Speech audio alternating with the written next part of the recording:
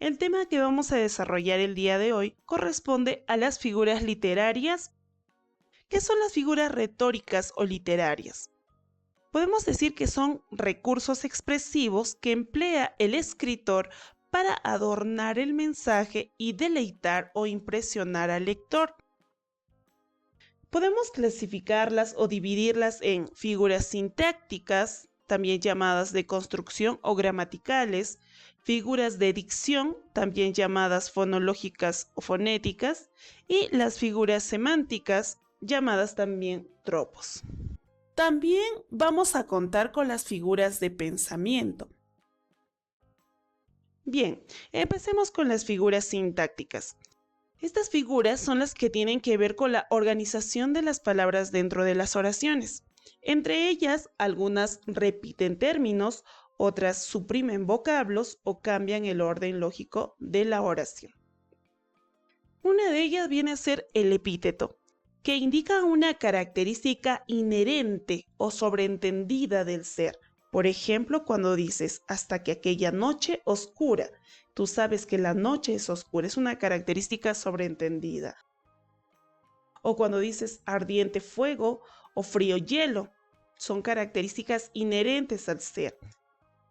Algunas obras clásicas, los epítetos manifiestan una cualidad inherente al personaje. Cuando dices Aquiles, el de los pies ligeros. Siguiente, vamos con la anáfora. Es una figura sintáctica que repite una o más palabras al principio de cada verso u oración. Por ejemplo, tenemos en mis cuadernos de la escuela, en mi pupitre y los árboles, en la arena, en la nieve. Fíjate cómo se va repitiendo al inicio de cada uno de los versos la misma palabra. Lo contrario a la anáfora será la epífora, que tiende a repetir una o más palabras ahora al final de cada uno de los versos. Por ejemplo, Mario Benedetti dice: compañera, usted sabe que puede contar conmigo, no hasta 2 o hasta 10, sino contar conmigo. Se van repitiendo las mismas palabras al final de estos dos versos.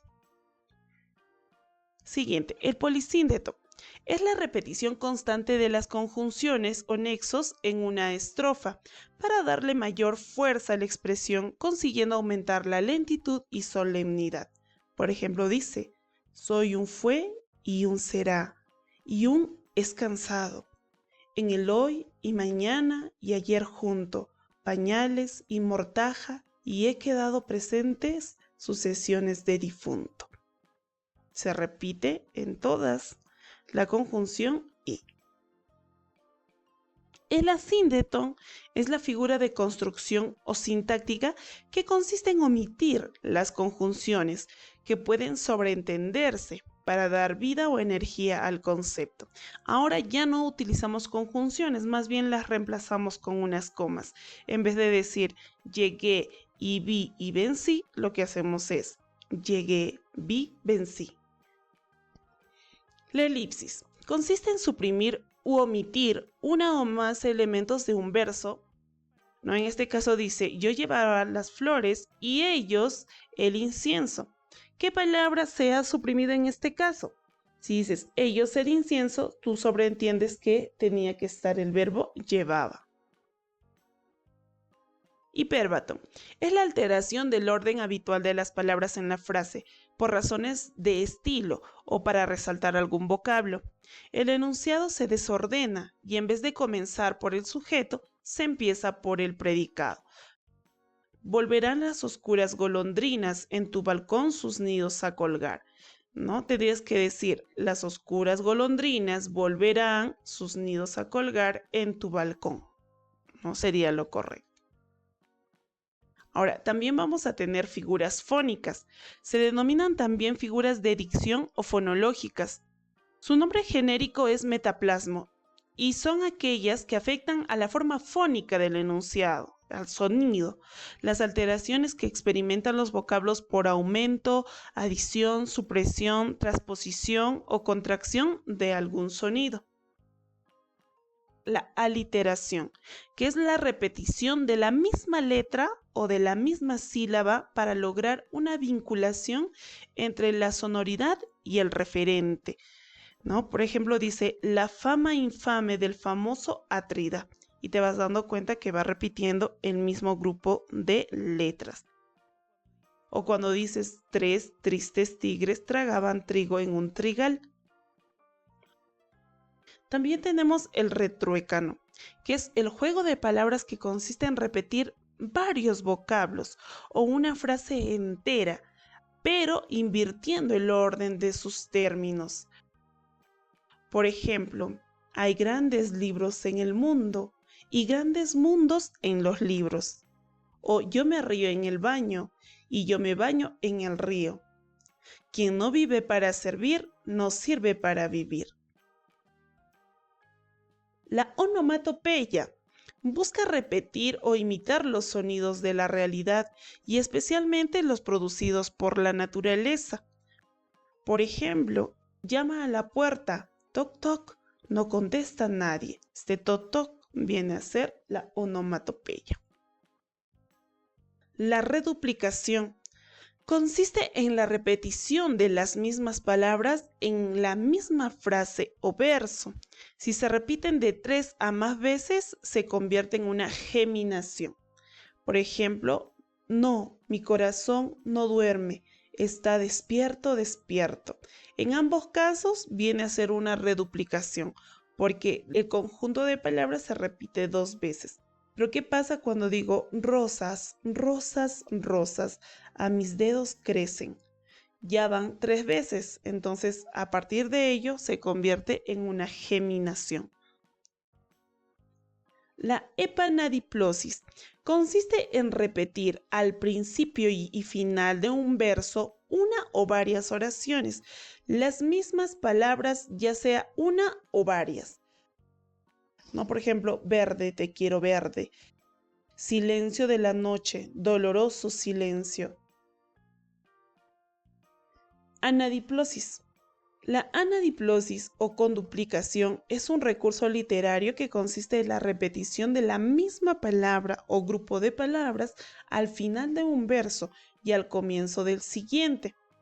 Dice, ¿no? Oye, no temas, y a mi ninfa dile, dile que muero. Fíjate, termina en una palabra y esta misma es la que va a iniciar el siguiente verso.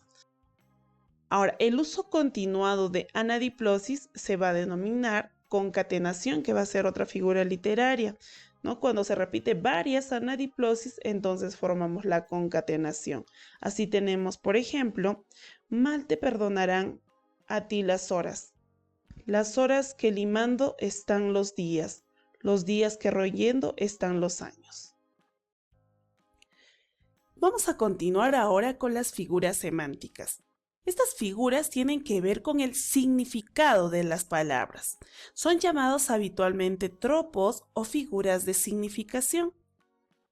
La primera de ellas es el símil o también llamado comparación. En este caso, el símil es la comparación explícita entre dos términos. ¿Y cómo sabemos que es explícita? Pues esta figura va a utilizar nexos de comparación. ¿Y cuáles son estas? Como, cual, tal, parece, igual que. Estos elementos nos permiten reconocer que existe una comparación, ¿no? Cuando dices mariposa de ensueño, te pareces a mi alma. Y aquí está el nexo de comparación, pareces. Como un globo morado aparecía la hermosa luna. El nexo de comparación será como. Al despertar sentía el canto de las olas como una melodía. Otra vez se repite el nexo de comparación con. La metáfora es la comparación implícita que se establece entre un objeto con otro por su relación de semejanza. Las metáforas se pueden presentar de dos maneras. Primero, puede establecerse mediante el reemplazo de una palabra por otra. En este primer caso tenemos el ejemplo de las perlas que adornan tu boca, refiriéndose las perlas a los dientes. rebaños de autobuses, que se refieren a una flota de autobuses. En un segundo caso, también la metáfora se puede dar mediante la comparación de palabras unidas por el verbo ser, teniendo la forma A es B. Por ejemplo, nuestras vidas son los ríos. Verbo ser. El sol es un globo de fuego. La metonimia. Se designa a un ser mediante otro nombre con el que establece principalmente relaciones de procedencia o de causalidad. Por ejemplo, cuando decimos siempre leo a Vallejo, decimos Vallejo, el autor, para referirnos a una obra de él. Otros ejemplos pueden ser, es un pincel extraordinario, refiriéndonos a la labor que realiza, ¿no? La de ser un pintor. En el caso de la sinécdoque, es un tipo de metonimia. En este caso, el intercambio de palabras se da de tal modo que el significado de una esté comprendido en la otra. La relación es de parte todo o de género especie. Cuando decimos ya tiene 15 primaveras, decimos primavera, refiriéndonos a la parte en vez de año, que vendría a ser el todo. O comerás el pan con el sudor de tu frente. Decimos pan, refiriéndonos a la especie, para referirnos a cualquier alimento, que vendría a ser el género. Otros ejemplos serán llora Jerusalén, refiriéndonos a las personas que viven en este lugar. También vamos a contar con las figuras de pensamiento.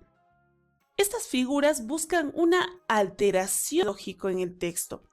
Son aquellos que se basan en el significado de palabras o frases para expresar de manera especial pensamientos e ideas. Una de las figuras de pensamiento más utilizadas es la hipérbole. La hipérbole es la exageración de cualidades, características o acciones de un ser para realzarlo o bien burlarse de él. Por ejemplo, cuando decimos, ¿no? Te comeré a besos esta noche. Es una exageración. Érase un hombre a una nariz pegado, érase una nariz superlativa para exagerar el tamaño de la nariz. Eres más lento que una tortuga. También viene a ser una hipérbole. También dentro de las figuras de pensamiento tenemos a la antítesis. Esta figura es la contraposición de una palabra o frase a otra de significación contraria, pero siempre con un intervalo, una separación. Dice, es tan corto el amor y es tan largo el olvido, ¿no? Fíjate, hay una contraposición entre corto y largo. Si eres muerte, ¿por qué me das la vida? También existe una contraposición de ideas. El oxímoron. El oxímoron muchas veces es confundido con la antítesis, pero en este caso consiste en combinar en una misma estructura sintáctica dos palabras o expresiones de significado opuesto, los cuales originan un nuevo sentido. Por ejemplo, de pronto se sintió un silencio atronador. Estos dos elementos que son opuestos van juntos y esa es la diferencia con la antítesis, ¿no? Mientras en la antítesis hay un intervalo, una separación, en el caso del oxímoron no ocurre eso. O cuando dices, por ejemplo, en el cristal de tu divina mano, bebí del dulcísimo veneno, ¿no? Dulcísimo veneno también viene a ser una contraposición. La personificación o prosopopeya. Esta figura es la atribución a animales, vegetales o cosas, cualidades que son propias del ser humano. Por ejemplo, la ciudad era rosa y sonreía dulcemente. Dice que la ciudad sonreía y esa es una cualidad propia humana. Los gorriones discuten desaforadamente, los gorriones discuten, es una cualidad que solo los seres humanos tenemos. Y por último, Dentro también de estas figuras, como un adicional, vamos a tener a la perífrasis o también llamada circunloquio. Sirve para eludir la palabra directa y aludir a esto mediante un rodeo. Es decir, dar un rodeo con las palabras. Por ejemplo, cuando decimos el Fénix de los ingenios españoles, nos referimos a Lope de Vega. Los que viven por sus manos y los ricos, ¿no? Cuando dices los que viven por sus manos te refieres a los trabajadores. O la ciudad incontrastable, que se refiere a Huancayo. A eso se le llama perífrasis o también circunloquio.